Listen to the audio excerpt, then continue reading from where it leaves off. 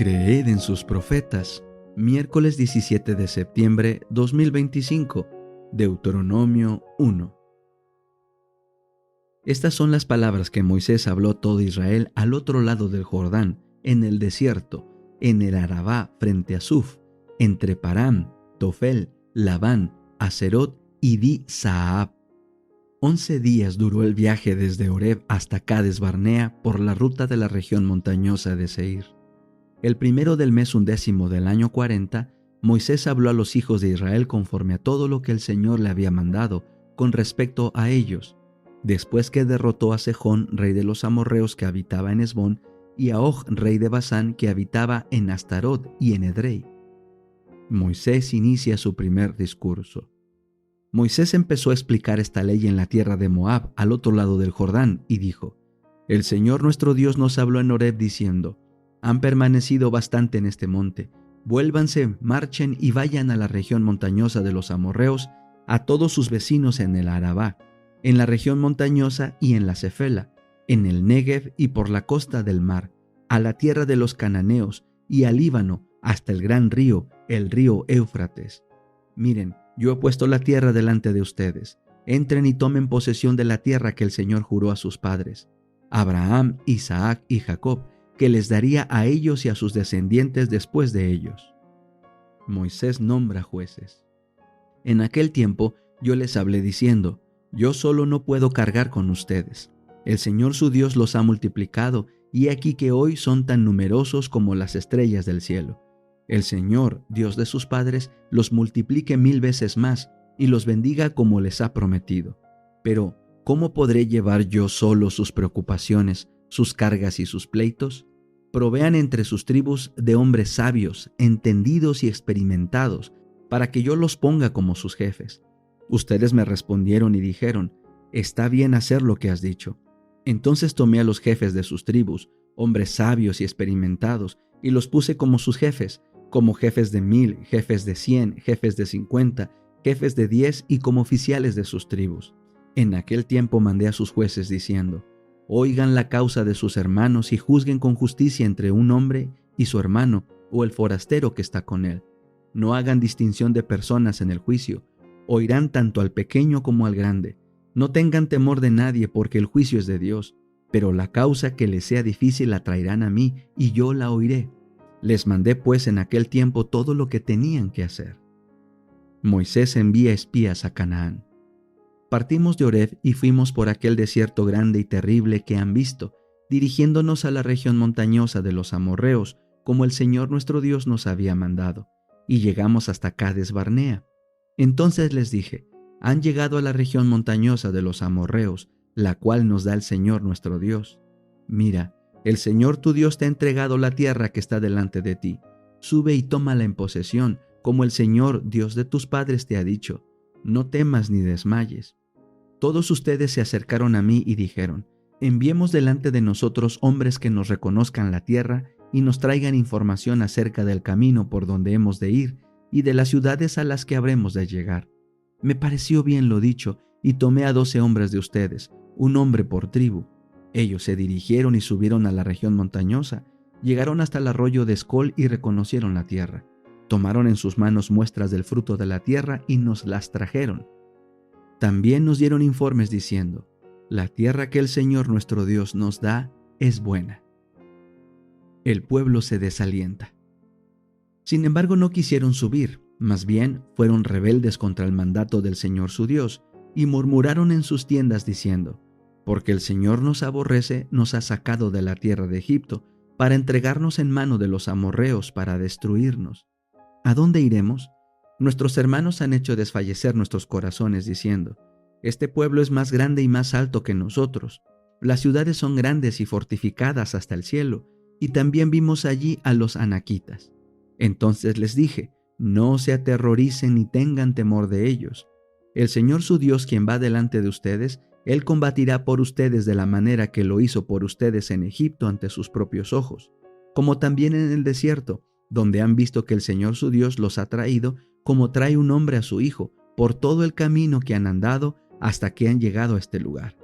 Aún con esto no creyeron al Señor su Dios, quien iba delante de ustedes en el camino, con fuego de noche y con nube de día, a fin de explorar el lugar donde habían de acampar y para mostrarles el camino a seguir. Castigo del pueblo en el desierto.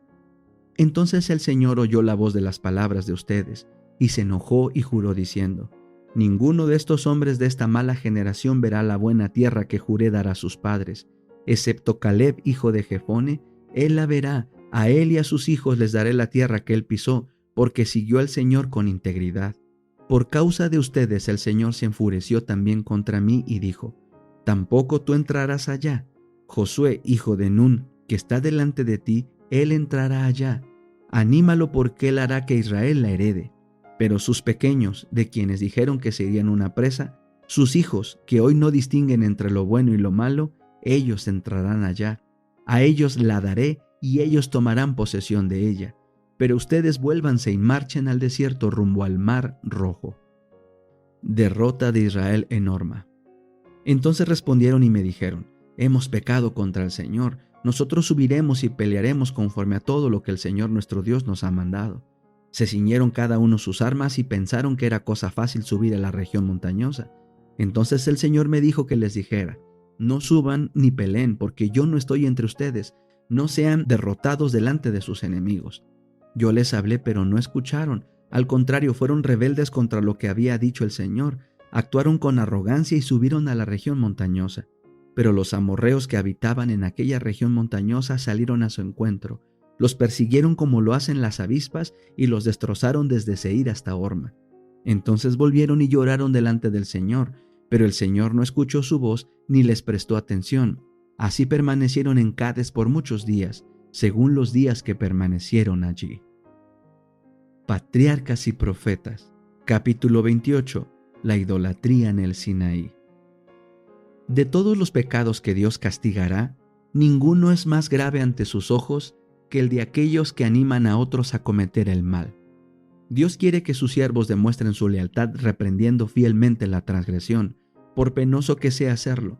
Aquellos que han recibido el honor de un mandato divino no han de ser débiles y dóciles contemporizadores.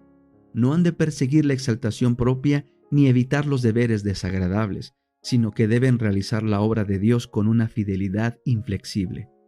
Aunque al perdonar la vida a Israel, Dios había concedido lo pedido por Moisés, su apostasía debía castigarse señaladamente.